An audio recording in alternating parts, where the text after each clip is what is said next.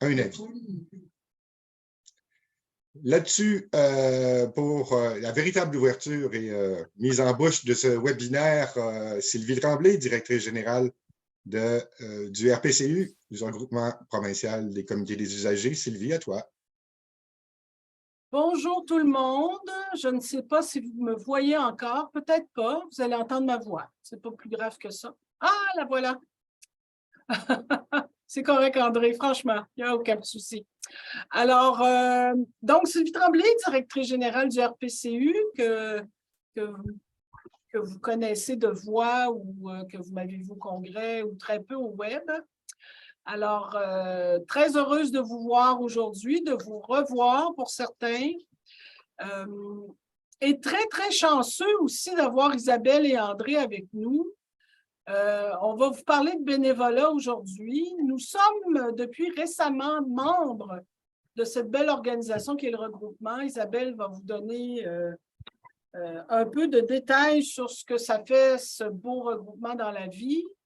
Et André, qui est avec nous aussi, fera le lien avec une vision un petit peu plus collective, là, santé, services sociaux. Je vous les présente très, très rapidement. Donc, Isabelle est la DG par intérim, mais DG par intérim du regroupement. Je vous dirais qu'elle a, et c'est à peu près unique comme formation, elle a fait bien sûr une formation universitaire, mais elle a développé de l'expertise très, très pointue en pédagogie, puis de la conception de documents, puis d'interfaces. Et puis, vous allez voir, c'est assez groovy là, ce que le regroupement fait au fil du temps. Et c'est elle l'unique ou à peu près l'unique responsable. Elle a vraiment, moi, quand je vois ce qu'elle fait, là, je tombe en bas de ma chaise là, depuis que je suis membre. Alors, je suis bien, bien excitée qu'elle soit avec nous. Je fais toujours des présentations plus personnelles. Vous serez désolés, on vit avec des gens malgré qu'on n'est plus ensemble beaucoup, mais vraiment, quand j'ai rencontré Isabelle, je l'ai rencontrée, et ce qu'elle fait est assez exceptionnel. Et André Thibault, prof d'abord, un gars de Trois-Rivières et qui est aussi avec l'organisation depuis un bon moment. Mais au-delà, il a été président du Centre hospitalier de Trois-Rivières. Il a été aussi au Conseil santé bien-être il y a quelques années, avant tous ces beaux bouleversements, et aussi président de l'Agence de la santé et des services sociaux de la Mauricie. Ça aussi, il y a quelques temps. Voilà. Alors, c'est un monsieur qui connaît un peu pas mal notre réseau aussi. Ce que je voudrais vous demander aussi, c'est que dans le contexte des discussions, Isabelle et André vont vous amener le plus de jus possible, puis comme on vous dit, c'est enregistré, puis si jamais il y a des questions complémentaires, nous, on va les prendre, Jacques et moi, puis après coup, on redonnera aussi, on vous redonnera peut-être de l'information complémentaire. Et c'est une première avec le regroupement, donc on en fera peut-être d'autres. Alors, je laisse la parole. Il y a Nathalie aussi du regroupement. Bonjour Nathalie, je ne ferai pas d'impolitesse. Alors, au plaisir. On termine autour de 1 heure et quelques parce qu'on a une formation en après-midi avec quelques collègues là, des autres comités. Alors, Isabelle, André, je vous laisse la parole. Bonjour à vous. Alors, moi aussi, est-ce que vous m'entendez bien? Oui, parfait. Alors, moi aussi, je suis ravie d'être présente aujourd'hui pour vous parler du Réseau de l'action bénévole du Québec.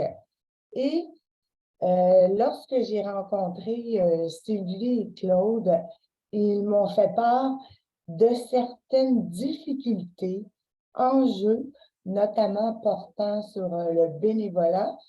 C'est pourquoi j'ai convié avec moi M. André Thibault, qui, outre son expérience en santé, est aussi un professeur et un chercheur émérite de l'Université du Québec à Trois-Rivières. Et il a recensé vos besoins et il va vous donner quelques pistes. Alors, qu'est-ce que le Réseau de l'action bénévole du Québec?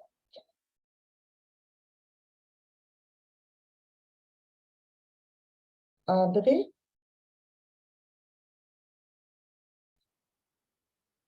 Alors, le RABQ, d'abord, est l'interlocuteur privilégié du gouvernement en matière d'action bénévole et également le porte-parole de ses membres. Ça, je pense que c'est intéressant de souligner ça pour tout sujet ayant trait au bénévolat.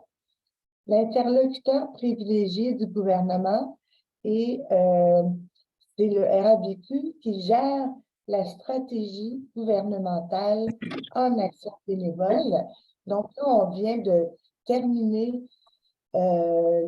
la stratégie 2016-2022, mais on est en train de développer aussi la future stratégie. Donc, pour l'instant, nous avons 36 membres qui sont des regroupements et à travers les membres, on regroupe 1,6 million de bénévoles qui sont rattachés au RABQ. Notre mission, ça c'est bien important parce que vous allez grandement l'apprécier, la concertation de nos membres et des autres acteurs de l'action bénévole. La promotion de l'action bénévole, la valorisation et la reconnaissance de celle-ci au Québec et le soutien à son développement. Donc ça, c'est notre mission, le subdivisé en 4 points. André?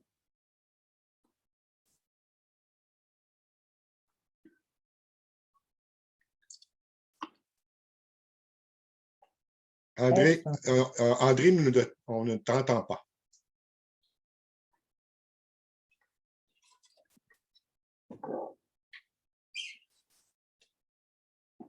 Alors, si vous nous demandez dans quel secteur nous sommes présents, donc dans tous les secteurs qui ont des bénévoles, donc c'est très varié, sport et loisirs, services sociaux, santé, agriculture, éducation et recherche, environnement, hôpitaux, organismes internationaux, organismes de défense des droits, etc. D'ailleurs, je tiens à mentionner que toutes les informations que je vous véhicule aujourd'hui sont également sur notre site. Alors, le RABQ, donc comme on le voit sur la petite rondelle, on a 36 membres, ce qui représente plus de 7000 organismes et, comme je le disais, 1,6 million de bénévoles. Alors, c'est bon, on peut aller à la prochaine. C'est supposé être rendu. Ben là, c'est le côté. Mais je le vois, c'est parfait. Merci. Être membre. Alors, être membre, ça vous concerne directement. Donc, premier élément, participer avec un droit de vote à la vie démocratique et associative. Donc, on a notre assemblée générale annuelle, les comités et groupes de travail pour nos différents programmes et projets, les assemblées des membres, puis ça vous permet aussi d'avoir, comme on le fait aujourd'hui, des sessions d'information et même de formation si vous avez des besoins spécifiques. Ensuite, bien entendu, notre avis en tant que regroupement, c'est qu'on est représenté ainsi que nos membres auprès des instances gouvernementales et publiques. Vous pouvez aussi être représenté sur une base collective comme vous, tous vos membres. Donc, vous pouvez être représenté auprès de partenaires et lors de lieux de concertation relatifs à l'action bénévole. Donc, vous pouvez participer à la concertation sur les dossiers d'intérêt collectif. Vous avez aussi accès à nos services de publication, un pour les recevoir, ou sinon, si vous avez des offres de bénévolat, par exemple, vous pouvez nous les transmettre, des activités, et nous, on diffuse ça. Ensuite, vous avez la possibilité d'avoir un administrateur, si vous le souhaitez, sur notre conseil d'administration. Et également, quand vous devenez membre, vous pouvez devenir détenteur de... Oui? Non, c'est beau. Et du logo, vous pouvez devenir détenteur d'une licence du logo Action bénévole Québec. C'est comme un saut de qualité, si on veut. On peut aller à la prochaine page, s'il vous plaît. C'est en Alors, cours. pardon? Ça va, c'est supposé être en ligne. Oui, tout ça est en ligne, donc vous avez une idée là, de nos partenaires qui nous accompagnent. Puis évidemment, on a le Québec, parce que c'est le ministère du Travail, de l'Emploi et de la Solidarité sociale qui finance nos actions. Puis, ben, c'est ça, comme vous le voyez, là, les différents partenaires. Est-ce qu'il reste une page, André? Non, c'est terminé. Parfait. Alors, je ne sais pas si vous avez questions, commentaires. Vous pouvez, comme le mentionnait tantôt Jean, lever la main ou encore écrire dans le chat. Je pense pas, hein? De toute façon, tout ce que je vous ai raconté est sur notre site Internet et plus. Alors, donc, puisqu'il n'y a pas de questions, tout va bien. Je vais donc céder la parole à mon cher l'as des âges, comme je l'appelle en bénévolat. André, ça fait quoi, plus de 30 ans, fait de la recherche en bénévolat, donc c'est notre expert. Il a recruté certains de vos besoins et il va vous proposer des pistes de solutions. Alors, merci pour votre écoute et je laisse la parole à M. André Thibault. André, peut-être avant que tu prennes la parole, juste, j'ai vu plusieurs messages passer sur de la technique, effectivement. Soyez pas surpris si je constate que vous avez votre micro ouvert pour éviter de la confusion. Je vais le fermer moi-même.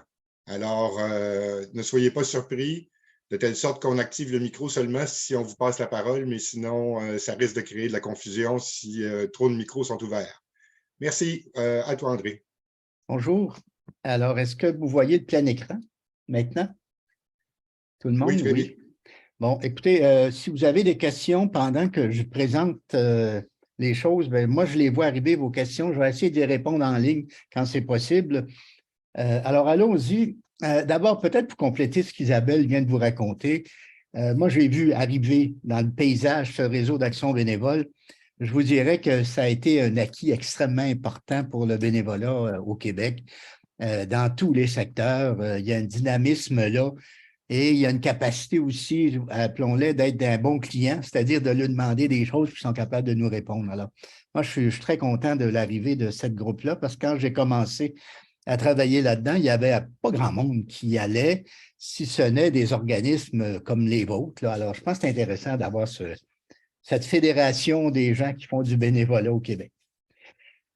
Alors, j'ai intitulé la présentation que je voulais faire « Recrutement puis rétention des bénévoles » parce que c'est bien des... Mais vraiment, je vais essayer d'aller sur 3 thèmes. Le premier thème, c'est pour être bénévole, pourquoi, il manque un mot, pourquoi être bénévole dans votre comité? Ceux qui peuvent déjà commencer, si vous voulez écrire, pourquoi, si vous aviez à convaincre quelqu'un d'être bénévole chez vous, c'est pour quelle raison? J'ai quelques idées dont je vais vous partager, mais déjà, ça peut être intéressant. La deuxième, le bénévolat en 2023, où est-ce qu'on en est après la pandémie, après tout ça? Est-ce qu'il y a de l'espoir? Est-ce que c'est en train de tomber ou si on peut faire des choses? Puis après, je terminerai, puis ça va être la plus longue période, bien sûr. C'est comment attirer, recruter, puis retenir les bénévoles. Évidemment, on a 3/4 d'heure. C'est clair que ce n'est pas la cour des miracles, là, mais je vais essayer de présenter quand même un certain nombre de grands outils de façon de voir là-dessus. Alors, allons-y. Ma première question, c'est... il y en a qui m'ont écrit pour être informé. Je ne sais pas si vous voyez les gens qui écrivent sur l'écran. Alors, allons-y pour la prochaine image.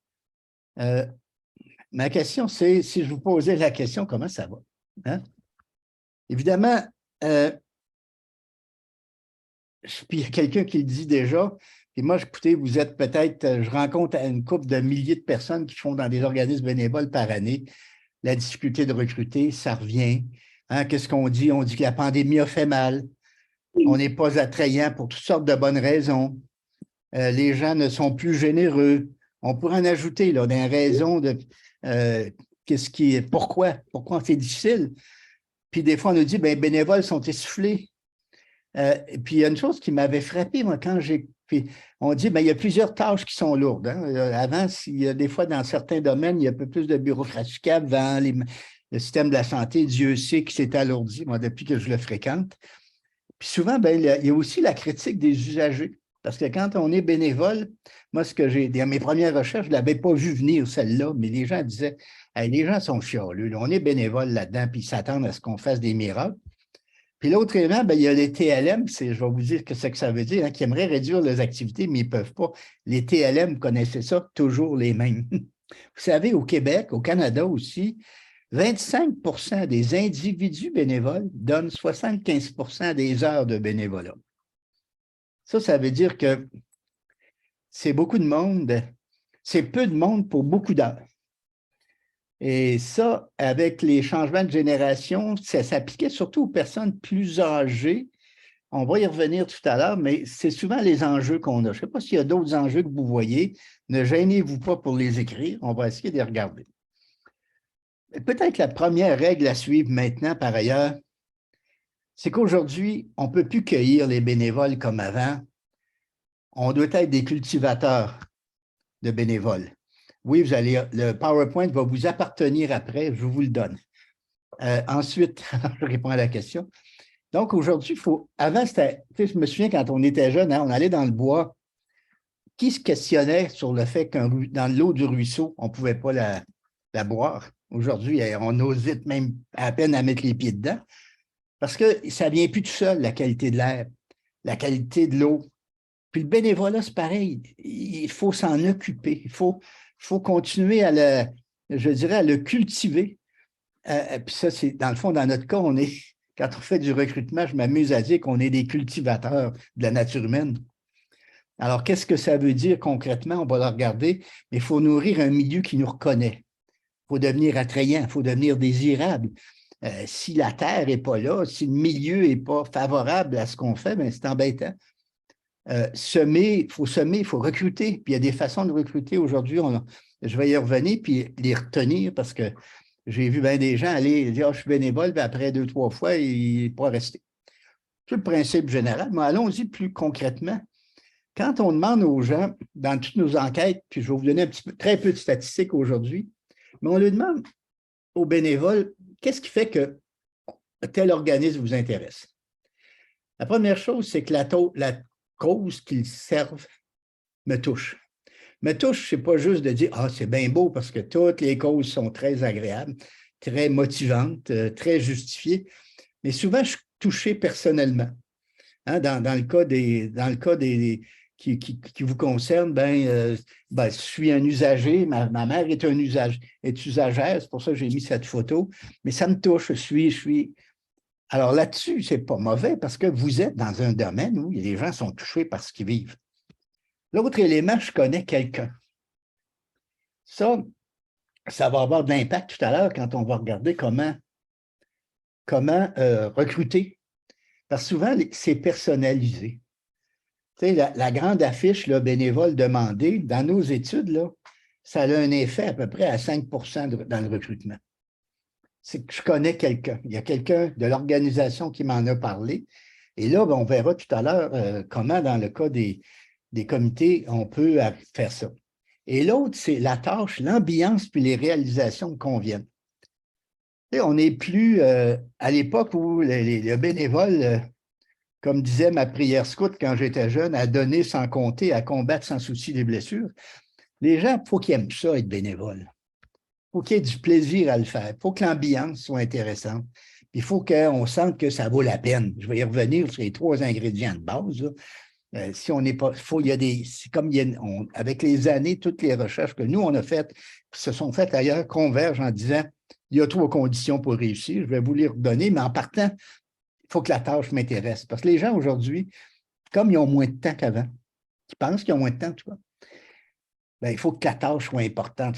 Qu'est-ce que je vais faire quand je vais chez vous? C'est quoi? L'ambiance, puis les réalisations me conviennent. Puis l'autre élément, selon les cas, selon les domaines, il faut avoir confiance dans l'organisme parce qu'il réussit, parce que ça vaut la peine, ou puis ça, bien, cette valeur-là d'avoir confiance dans nos recherches est apparue quand on a commencé à avoir des places où les gens, toute la question de l'éthique de gestion n'était pas respectée. Puis ça sera mon seul chiffre, mais regardez, dans nos enquêtes, on a fait des groupes de discussion qui sont en rouge, puis en jaune, c'est une enquête avec léger et léger. On lui demandait c'est quoi une cause attrayante pour vous? Ça affecte mon entourage immédiat. Hey, on est bien placé dans le groupe, dans les comités. Correspond aux intérêts de mon groupe d'appartenance. Il y a du monde chez nous, là. Il y a quelqu'un que je connais qui m'a invité, ça confirme ce que je veux dire. Ça, c'est les principales causes dans les enquêtes. J'arrête les chiffres. À partir de là, pour être bénévole auprès du comité d'usagers, qu'est-ce qu'il y a d'intéressant? Hein? Je vous ai posé la question tout à l'heure. D'abord, c'est une cause populaire qui touche plusieurs personnes. Hein? On travaille à l'amélioration des services de santé. Et moi, pour avoir occupé un bon nombre de postes dans ce domaine-là comme bénévole, je me rends compte que c'est une des seules places où les citoyens aujourd'hui peuvent avoir de l'influence sur les services de santé. Il y en a des conseils d'administration sont tous nommés par le gouvernement. C'est plus les gens. Moi, quand j'étais président à l'hôpital, il a même fallu avoir une élection. Les gens sont venus voter. C'est la même chose dans les autres, tandis qu'aujourd'hui, là, ça s'est complètement bureaucratisé. Mais vous êtes quelqu'un. Évidemment, il y a du monde qui vont vous dire, ben oui, mais nous autres, c'est quand ça va mal, hein, on est dans le service des plaintes. Mais je me souviens, mais il faut toujours penser que le travail du service des plaintes, on le voit toujours comme de l'insatisfaction, de la revendication. C'est ça, bien sûr, mais moi, quand j'étais au conseil d'administration de l'hôpital, puis que les gens me disaient, on a eu moins de plaintes cette année, je me disais, vous m'inquiétez. Parce qu'on a besoin de savoir ça pour améliorer le système. Et ça, je pense que moi, ma motivation à être bénévole dans ces comités d'usagers-là, c'est parce que ça me permet d'améliorer le système. Donc, le système de santé, mais mes services dans mon établissement aussi. Ça, c'est une cause qui peut être populaire et qui touche beaucoup de personnes. Puis c'est un moyen unique parce que, je disais, c'est un des seuls milieux. Puis c'est un milieu pour nous, dans le recrutement, qui est accessible. Tu sais, si je travaille pour la Croix-Rouge, c'est toute la population qui peut être mes bénévoles. Mais quand je suis ici, dans ce milieu-là, ben, les gens sont dans l'établissement, ils tournent autour de l'établissement. Donc, si on était en train de vendre du coke, je vous dirais, votre marché, c'est un marché qui est quand même connu, qui est accessible. Est-ce qu'on l'utilise assez? Est-ce qu'on le fait suffisamment? Je vais y revenir. Et peut-être qu'il faut s'ajuster un petit peu parce que insister sur la fin que l'amélioration, c'est-à-dire, est-ce ces comités-là, on les voit comme des comités qui travaillent à l'amélioration des choses. C'est ça qui touche les gens. Alors ça, je pense qu'il y a là des arguments qui peuvent être intéressants pour justifier à quel point on a une capacité d'attraction des bénévoles qui est là. puis qui a des bonnes raisons qui peuvent intéresser les gens à s'engager. Est-ce qu'il y a des questions là-dessus? Est-ce que je passerai à la deuxième section? Ça va? Parfait. Bon, écoutez, de toute façon, vous pouvez revenir sur le sujet. Alors, on va aller voir maintenant où est-ce qu'on en est dans le bénévolat en 2023. D'abord, il y a eu la pandémie. Hein? Qu'est-ce qu'on a vu pendant la pandémie? Il y a eu beaucoup de départs. Mais je vous dirais que d'une certaine façon, c'est presque normal. Dans toutes nos études, on sait qu'à peu près le renouvellement des bénévoles des organisations, en général, c'est à peu près 25 par année. Qu'est-ce qui est arrivé pendant la pandémie? Comme tout arrêtait, mais on a été 2 ans sans recruter. C'est normal qu'il y ait 50 de moins. Hein? Puis en même temps, bien, qui sont partis? C'est souvent les gens qui sont rendus plus vieux, qui étaient là avant, mais qui ont dépassé, là, ou ils sont plus vieux, ou ils ont trouvé d'autres intérêts ailleurs.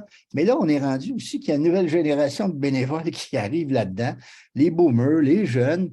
Et ça, on ne les traite pas de la même façon. Alors, quand quelqu'un disait tout à l'heure sur les questions là, que ce n'est pas facile de recruter, oui, ce n'est pas facile, mais il va y avoir des moyens pour le faire. Mais ce qui se passe dans la pandémie, puis bon, je viens de finir une étude auprès de 4000 bénévoles cet automne, on se rend compte que c'est en train de reprendre constamment, mais il faut juste comprendre que pendant, je répète, là, mais que pendant 2 ans, il y a eu du départ normal, puis il n'y a pas eu d'arrivée.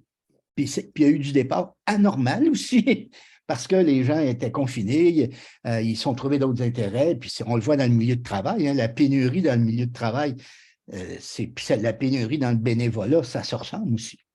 Alors, on aurait pu là, prendre toute la l'heure qui nous reste juste pour parler comment on fait face à la pénurie, mais on pourra se reprendre éventuellement.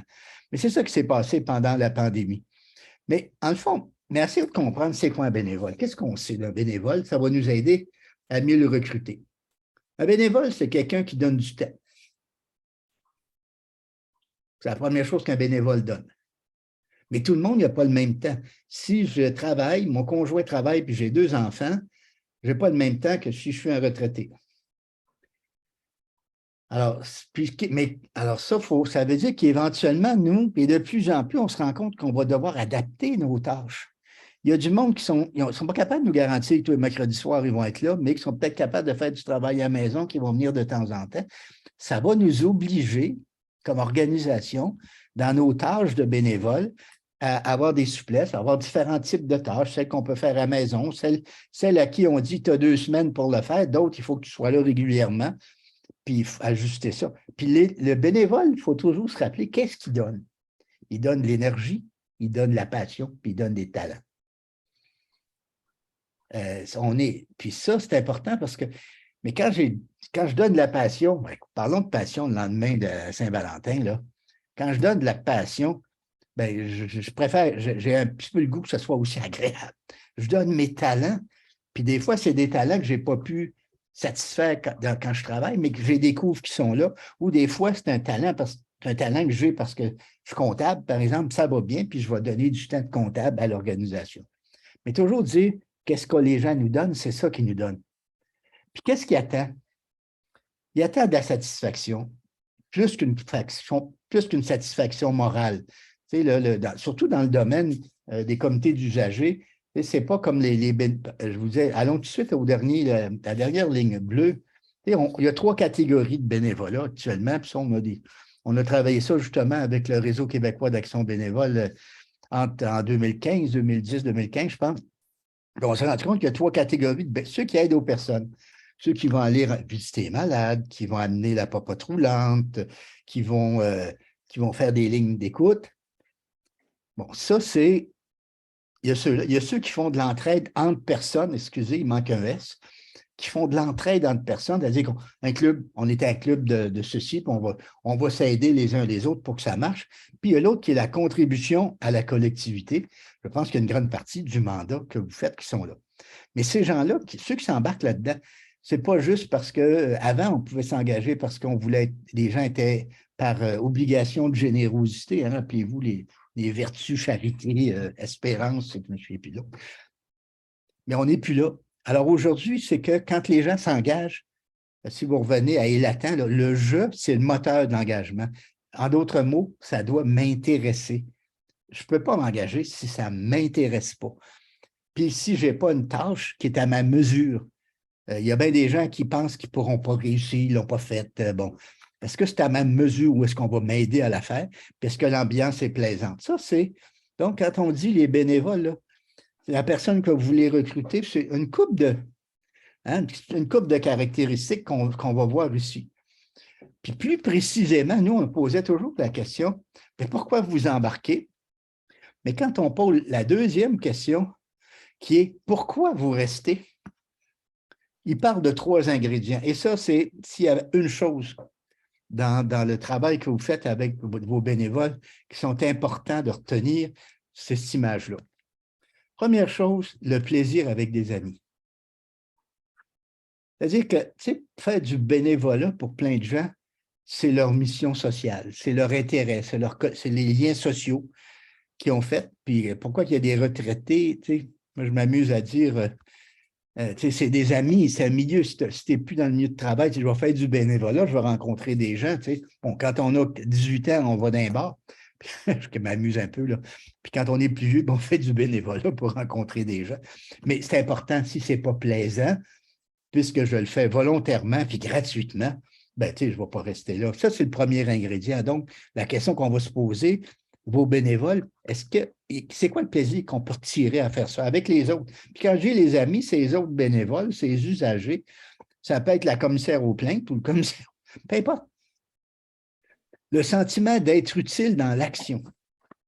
Hey, j'ai fait quelque chose. J'ai été utile. Alors, ça aussi, c'est-à-dire qu'on va dire, nous, quand vous avez recruté des gens, bien, passez à l'action, tu sais. C'est pas peut-être on va t'appeler, puis tout ça. J'en ai vu des gens qui sont découragés parce qu'on ne les a pas rappelés ou ils ne sont pas passés à l'action. Mais on fait du bénévolat pour la satisfaction d'être utile à faire quelque chose.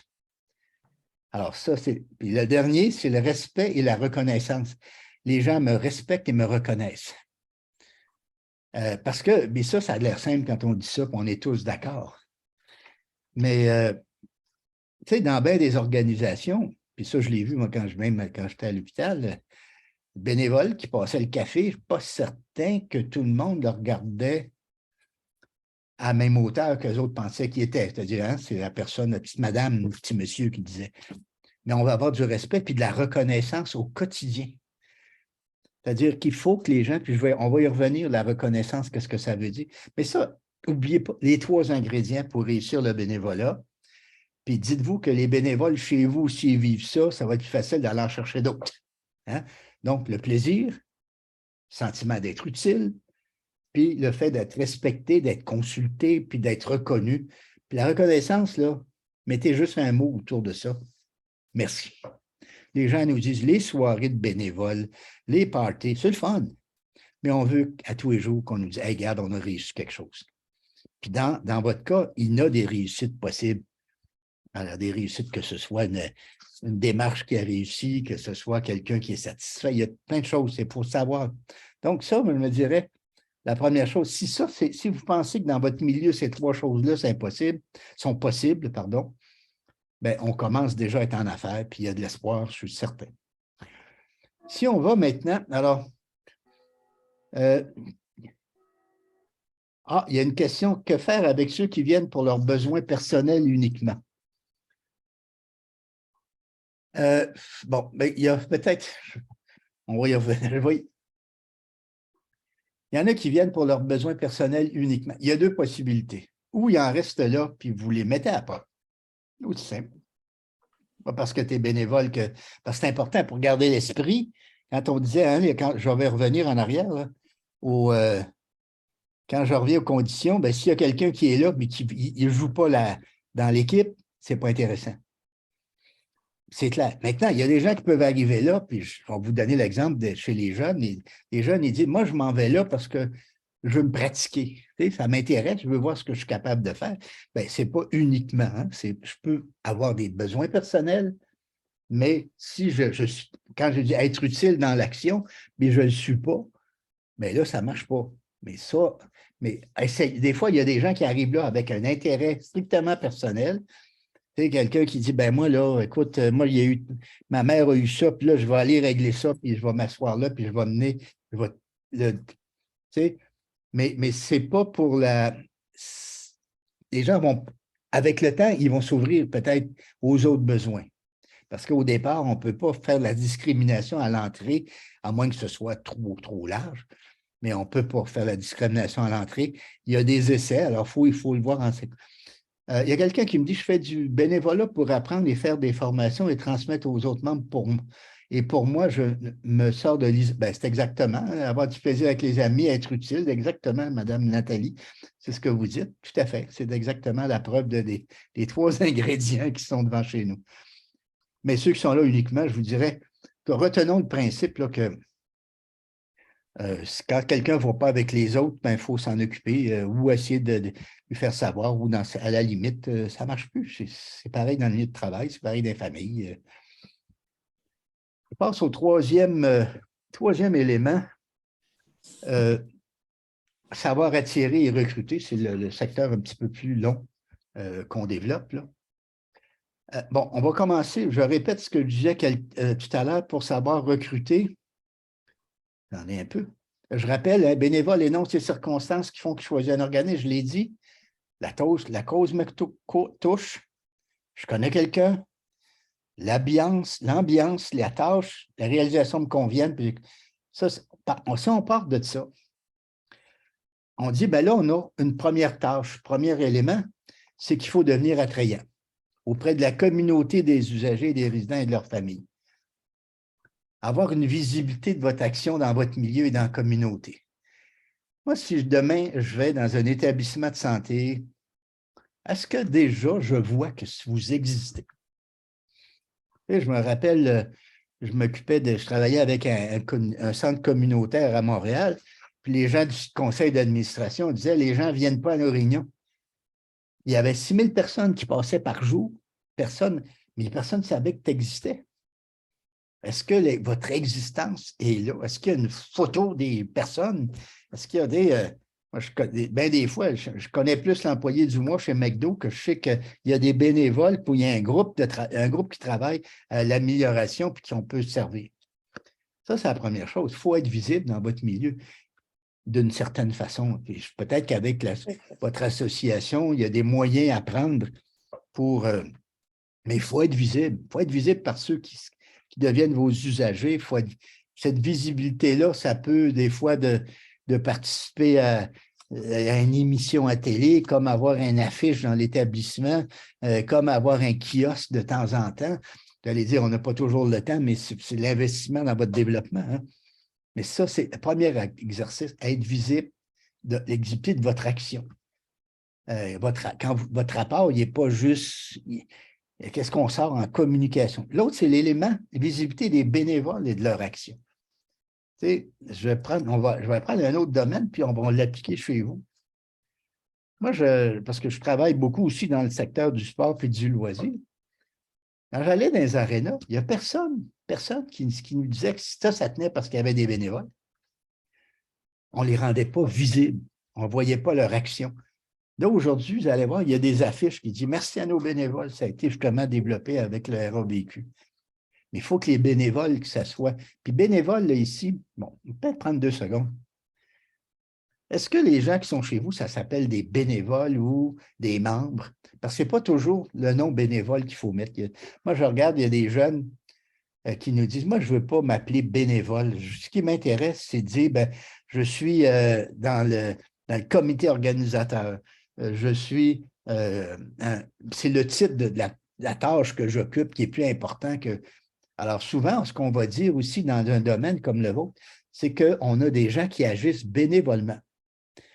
Donc, des gens, des accompagnateurs auprès des usagers, des représentants auprès des établissements, etc., mais qui agissent bénévolement. Dans le fond, j'imagine que beaucoup de gens autour aujourd'hui, même vous agissez bénévolement, et donc vous êtes des membres, comme dit Sylvie, vous êtes des membres qui agissent bénévolement. Et c'est pour ça qu'il faut être prudent.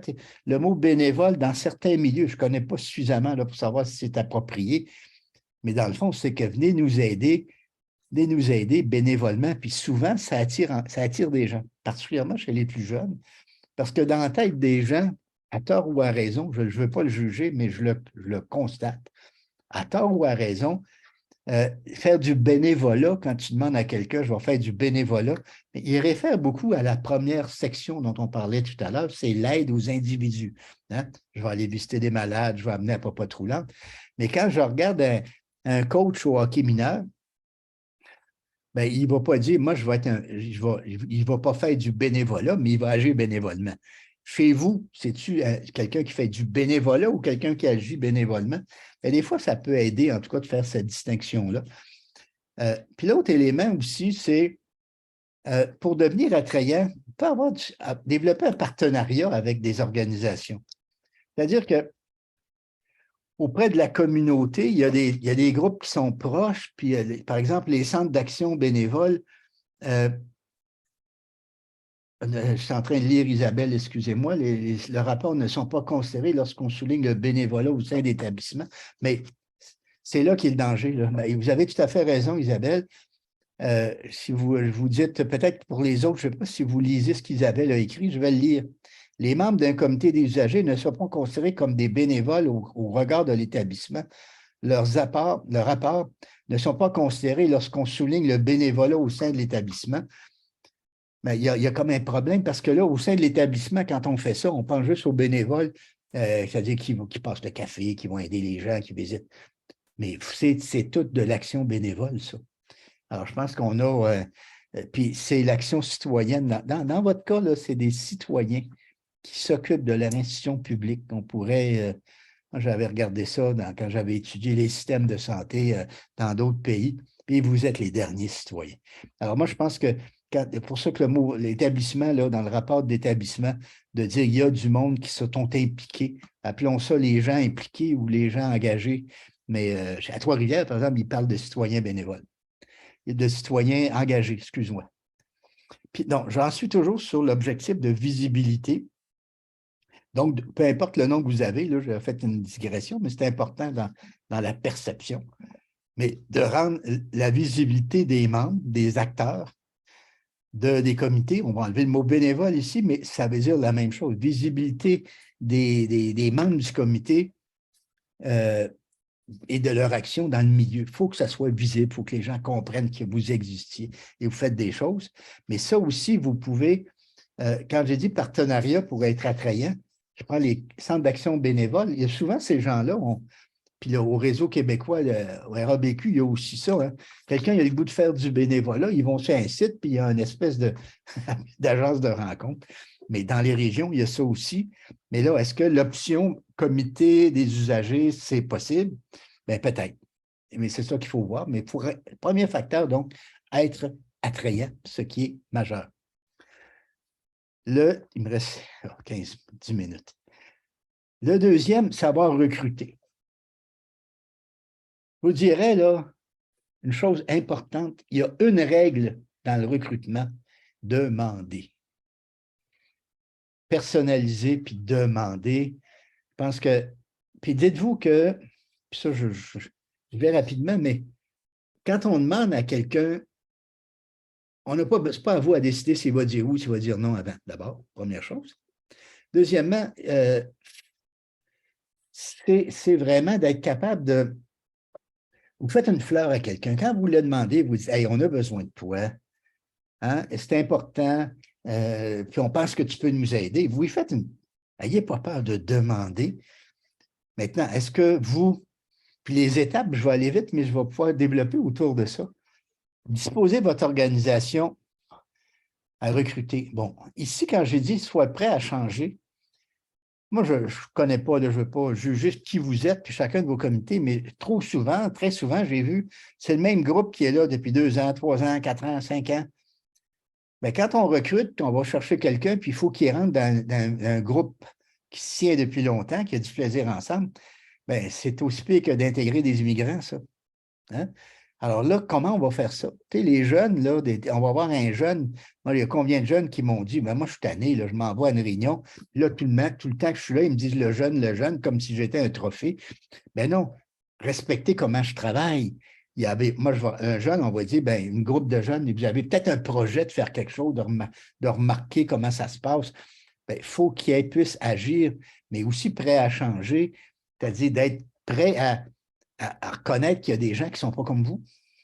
Parce que souvent, on essaie, quand je parle à mes TLM, là, toujours les mêmes, puis qui essaient de recruter d'autres TLM, ben, si on fait le calcul, c'est 8 de la population qui peut devenir TLM. Ce n'est pas beaucoup pour réussir. Là. Alors, des fois, il faut changer la façon de faire les tâches. Établissez vos besoins en respectant la nature des bénévoles, ce qu'ils recherchent, puis donner des tâches adaptées. Deuxième étape. Donc, avant de commencer à fouiller, il faut se poser ces questions-là. Est-ce qu'on est trop fermé, on n'est pas assez ouvert, on veut tout du monde comme nous alors que ça existe moins? Qu'est-ce qu'on peut changer? Après ça, ben, organiser le recrutement, demander, bon, écoute, dans votre cas, tu sais, il y a plein d'événements, il y a des salles d'attente où on peut aller demander à du monde. Il y a des fêtes selon les types d'établissements, évidemment. Il y a peut-être des fêtes où la famille est plus présente. Ça aussi, là, puis ça dépend des établissements, mais je sais qu'au centre de gériatrie universitaire ici à Sherbrooke, ben, ils ont 300 bénévoles qui animent. Ils font même la fête nationale du Québec pour le quartier. Mais donc, il faut savoir demander à quelqu'un quand il est touché par quelque chose, quand il y a. Veux-tu nous donner un coup de main? Mais c'est ça, c'est s'adresser aux gens, accueillir les nouveaux, puis passer à l'action. Ça, je pense que c'est majeur de procéder comme ça. Donc, là, chacun d'entre vous vont définir effectivement comment ils peuvent le plus possible recruter. Puis, je dis, la formule magique, je répète, hein, mais je pense que si on a quelque chose à retenir, c'est bien ça, c'est demander personnellement. Mais ça, alors là, c'est-à-dire, dans le cas des organismes, si on avait un peu plus de temps, puis si on pouvait en jaser un peu plus, je disais, ben, où sont vos bénévoles? C'est quoi le milieu dans lequel vous êtes? Est-ce que vous êtes, je résume là, est-ce que vous êtes visible? Est-ce qu'on sait déjà que vous allez? Ou si, avant de recruter, vous êtes obligé de définir qui vous êtes? T'sais? Alors, c'est là que ça rend les choses. Il faut devenir attrayant, c'est devenir désirable, de se rendre compte que c'est du monde qui font des bonnes affaires, qui changent des choses, qui servent. Puis les gens que vous allez rechercher, à qui vous allez demander, bien, c'est ceux qui sont touchés par ça et qui vont venir et puis qui vont puis qui vont être, quand tu es invité par quelqu'un que tu connais ou que tu n'as pas, c'est toujours plus facile. Mais la personne qui connaît, il faut voir. Puis ils sont où, ce monde-là? Bien, ils sont dans les étages, ils sont dans les salles d'attente, ils sont dans dans des événements autour. Bon, mais ça, il faut mettre le temps. Mais je pense que c'est ça qui l'a résumé. Là. Je suis désolé, si on avait jusqu'à 5 heures, on irait dans le détail de ça. Mais l'autre, je vais prendre un autre petit moment pour vous parler de retenir maintenant. Tu sais, retenir, c'est-à-dire garantir des ingrédients d'une expérience de qualité. Hein? Les 3 ingrédients tout à l'heure, c'est vraiment la recette du gâteau. Alors, on va avoir du plaisir, mais c'est au quotidien. Puis en dehors au quotidien, c'est l'atmosphère. Hey, vous allez me dire, j'en parlais en préparation de ça avec quelqu'un du réseau chez vous, qui disait, bien, au quotidien, nous, écoute, on fait des défenses de droit, là, on est dans des dossiers, c'est quasiment un bureau d'avocat des fois, puis tout ça, pas pareil. Mais je vais faire le parallèle avec un bénévole, une fois qui m'y était dans les soins palliatifs, qui me dit, moi, monsieur, là, c'est pas le fun chez nous, le plaisir au quotidien, on est avec la mort. Non, c'est pas vrai. Le bénévole, les gens autour du système de santé, là, c'est un cancer, c'est un mourant, ils ont toutes les qualités. On identifie la personne par ses carences. Hein? Bon. Mais nous, c'est une personne. Le monsieur, la madame qui est en train de mourir, ben, c'est quelqu'un qui a eu une vie, qui a une famille, qui a des enfants. Alors, on est souvent le bénévole qui va voir à côté de ces gens-là, qui va continuer à donner du plaisir. Et ça, c'est important. Je vais vous donner l'exemple. Ma mère, quand elle était mourante, j'y ai fait écouter avec mon iPhone des musiques de son temps. Elle est morte en chantant. Mais c'est ça. Alors, nous, quand on gère une défense de droit, qu'est-ce qu'il y a de beau là-dedans? D'abord, c'est l'espoir, c'est l'écoute des gens, c'est d'aimer. Alors, c'est ça le plaisir. Puis on le fait en équipe, hein? On est 3-4, on a monté ce dossier-là, c'est bon. Alors, ça, c'est vraiment le plaisir au quotidien. Puis ça, ben, on l'oublie des fois. Hein? C'est comme, on est toujours le lendemain de la Saint-Valentin. C'est quelqu'un qui dit, ben écoute, je ne te le dis pas à tous les jours que je t'aime, je te l'ai dit, puis tu le sais, pas besoin de répéter ça. Mais le plaisir avec les amis, c'est au quotidien. Puis des fois, ben, en dehors des moments où on peut avoir des rencontres plus larges, puis peut-être des rencontres des fois avec la direction de l'établissement, puis qu'on développe les complicités, puis qu'on facilite la reconnaissance, le sentiment d'être utile, on va les consulter, les gens participer aux orientations et leur impact. Ça, je vous dirais que si vous voulez aller chercher des boomers puis des jeunes, là, si les gens qui agissent bénévolement chez vous ne sont pas consultés, ne sont pas participés, ne sont pas informés de ce qui se passe, vous allez avoir de la misère à les garder. Ça prend une tâche bien décrite aussi. C'est quoi que j'ai à faire, puis qu'on soit capable de dire, ben, j'ai-tu le temps, je n'ai pas le temps de la faire, c'est important. Un merci à tous les jours, reconnaissance au quotidien, du soutien adéquat, parce que si on me laisse aller, puis on ne me donne rien, puis on ne m'encadre pas, puis tout ça, bien, c'est pas une belle reconnaissance. Puis une valorisation dans la communauté, ça revient avec ce que je disais tout à l'heure. Ça, c'est vraiment l'autre aspect de savoir soutenir. Alors, en conclusion, ça va vite, hein? Madame Sylvie, le document il va être disponible, bien sûr. D'abord, il faut avoir une attitude. Je pense qu'aujourd'hui, eh bien, les gens ne sont pas moins généreux. Il faut juste les comprendre leur milieu de vie, comprendre leur intérêt. Accepter qu'il y ait des gens qui aient des intérêts personnels. Ce n'est pas mauvais d'avoir un intérêt personnel, mais ce qu'il faut, c'est que cet intérêt personnel-là soit satisfait en travaillant dans le sens des objectifs de l'organisation. C'est tout. Mais la première motivation des gens, c'est souvent l'intérêt personnel. Socialiser, rencontrer des gens, je répète, être utile. Pour les jeunes, on ajoute être plus connu, se tester. Pour un retraité, c'est d'avoir quelque chose qui nous identifie. Vous savez, quand, les gens qui prennent leur retraite, là, au Québec, parlons des gens qui prennent la retraite, puis les motivations, j'ai encore 2-3 minutes plus. Au Québec, on a un prénom, un nom, puis un métier. Hein? Puis essayez bien, quand vous rencontrez un retraité, je défie que dans moins de 15 minutes, vous ne sachiez pas ce qu'il faisait avant. On a besoin de ça. D'être bénévole, ça permet aussi d'avoir comme un métier social. Ça permet de servir. Alors ça je pense que c'est important, mais il faut les comprendre. Alors, tu sais, la générosité pure, là, que je répète ma prière scout quand j'étais jeune, à donner sans compter. Mais c'est pas vrai, ça tient plus, ça. Puis il faut accepter que les gens, donc, ont des intérêts. Puis les 3 ingrédients, c'est des intérêts satisfaits. Mais ils ne sont pas moins généreux. Ils ne sont pas moins généreux dans les... En même temps, ça prend des compétences. Quand je vous disais au début qu'on est des cultivateurs, on ne va plus chercher les fruits dans les arbres, mais quand on est cultivateur de bénévoles, il faut que tu aies des compétences, que tu apprennes quelque chose. Donc, il faut être capable de donner une expérience de qualité.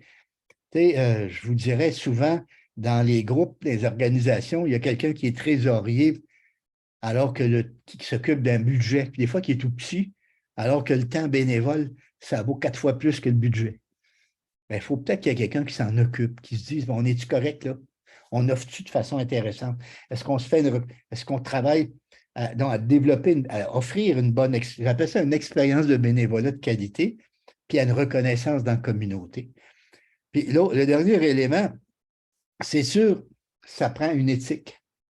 Et c'est là-dessus, je vais ajouter à la présentation, vous l'avez, mais nous, on a développé une espèce de code d'éthique. C'est-à-dire, il y a des devoirs des bénévoles, puis il y a des devoirs de l'organisation. Il y a des droits des bénévoles, puis il y a des droits des organisations. C'est une espèce de contrat social. Parce que quand un bénévole vient chez vous, il vient vous aider à faire avancer votre organisation, mais en même temps, il vient chercher son salaire, c'est le plaisir qu'il va avoir. Hein? Il vient chercher une expérience. qui est bénéfique, qui va suffisamment le passionner. Je reviens avec les organisations.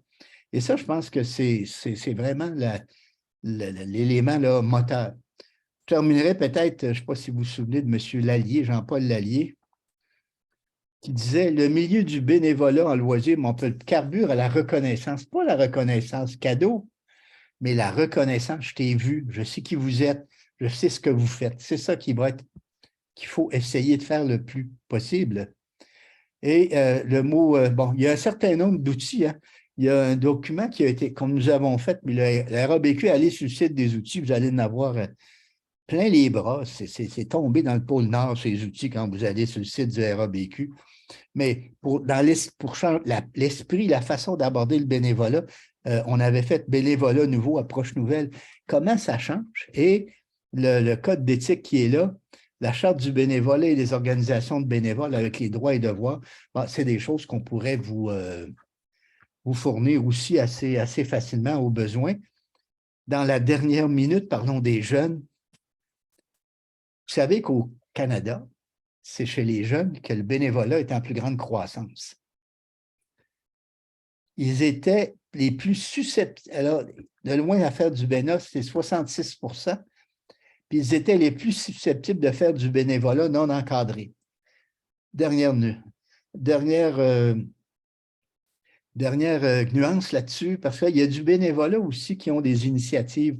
Il ne faudrait pas l'oublier, mais je pense que je n'ai plus le temps. Alors, donc, avec. Je pense que je vais terminer avec ça pour vous laisser s'il y avait des questions ou d'autres choses, mais on m'avait dit de me fermer à 1 heure, et il est 1 heure. Alors, messieurs, dames. On pourrait avoir quelques minutes, là, 2-3 minutes. Vous avez été très discipliné en posant vos questions au fur et à mesure sur le chat.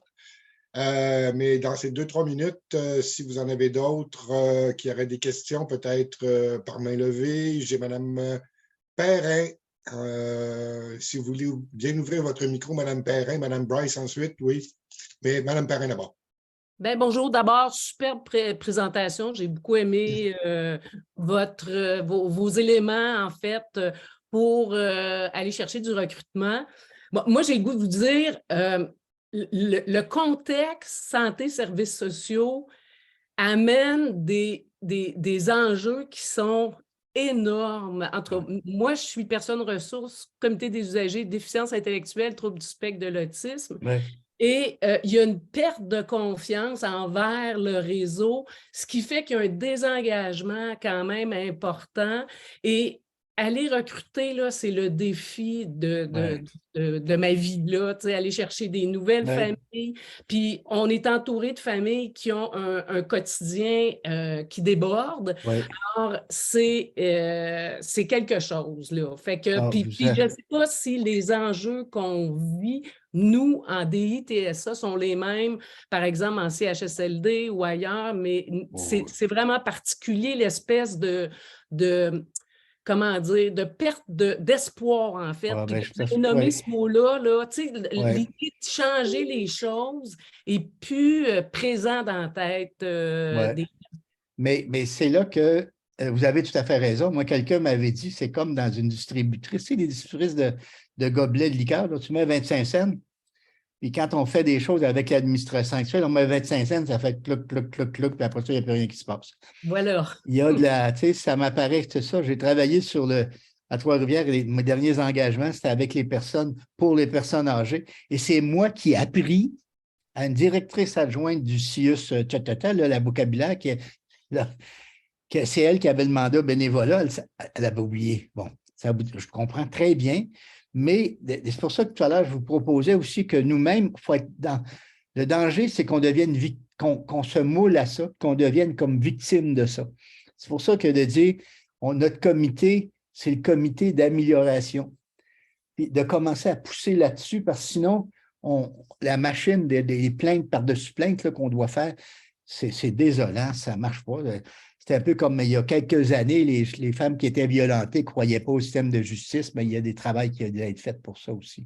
Il faut avoir aussi de l'amélioration. Il faut vivre de l'amélioration pour le partager avec les… Quand il y en a, il faut le dire. Hein? Oui. Il faut le dire. Puis il y a des fois, face à vos interlocuteurs aussi, de parler comme ça. J'en connais, moi, des commissaires aux plaintes. Leur objectif, c'est que qu'ils sentent quasiment que le patron le donne comme affaire, arrange qu'il ne faut pas que ça fasse trop de vagues. Tu sais.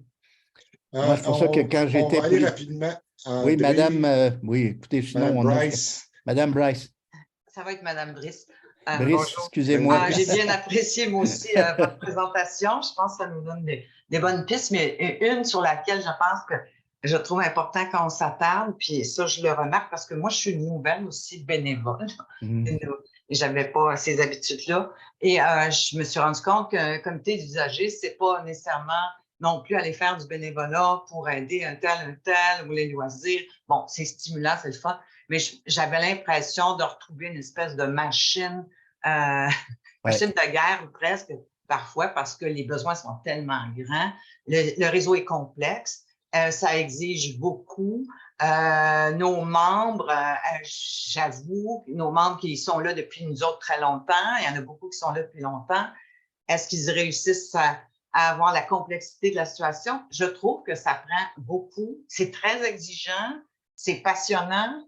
Si tu connais le réseau, si ça te passionne, si tu aimes les gens, oui, je le comprends, je voyais vos ingrédients, mais je trouve que vous avez minimisé par rapport, c'est que maintenant, c'est presque un bénévolat qui exige presque, quand vous parlez de talent, de compétences, d'expertise. Absolument. Et c'est pour ça que je vois des comités d'usagers qui ont plein de retraités presque du réseau de la santé qui sont là et ça roule, ça marche, ça bouge. Mais puis soyons honnêtes, les usagers, que fait-on?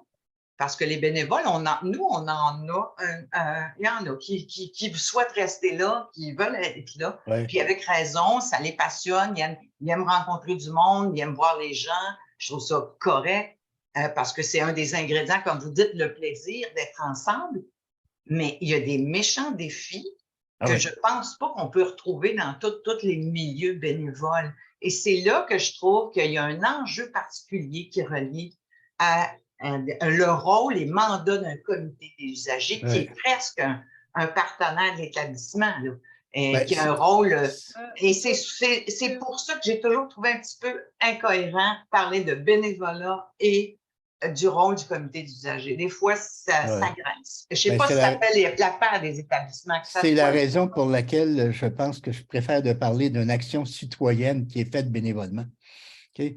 Puis je pense que je vous suis, Mme Brice. Là, je sors de mon rôle de bénévole, mais je prends les chapeaux que j'ai eus. Il faut que ça devienne un petit peu plus politique.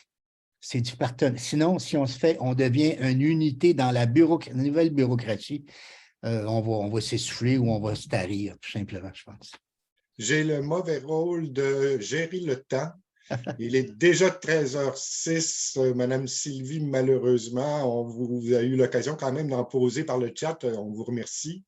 Mais on n'a malheureusement plus le temps. Moi, je vais prendre 15 secondes avant le mot de conclusion. Les 15 secondes, c'est que vous allez constater dans votre boîte de réception que je vous ai envoyé un courriel qui vous invite à réagir. Donc, 5 ou 6 petites questions, 1 ou 2 minutes maximum. Vous avez le lien, cliquez dessus, le formulaire va vous apparaître. Et puis, je vous remercie de contribuer à cette évaluation laquelle, avec vos réactions, peuvent aussi nous aider à s'améliorer comme organisation. Sylvie, à nouveau, pour ceux qui n'étaient pas là, directrice générale du RPCU, je te cède la parole pour le mot de conclusion. Madame Sylvie, du comité des usagers de Rimouski, vous nous ferez peut-être part de votre question en chat et je revérifierai avec André et Isabelle peut-être pour répondre. Merci Isabelle, pas la Perrin, mais l'autre. André, je pense que c'est une première, et on va se revoir. Et en même temps, c'est pour nous aussi une première parce que On est les nouveaux membres et toutes les questions pour lesquelles André a répondu aujourd'hui, c'est que nous, on avait ça. Puis je veux revenir avec ça, c'est un commentaire éditorial. Oui, on est citoyen dans le réseau.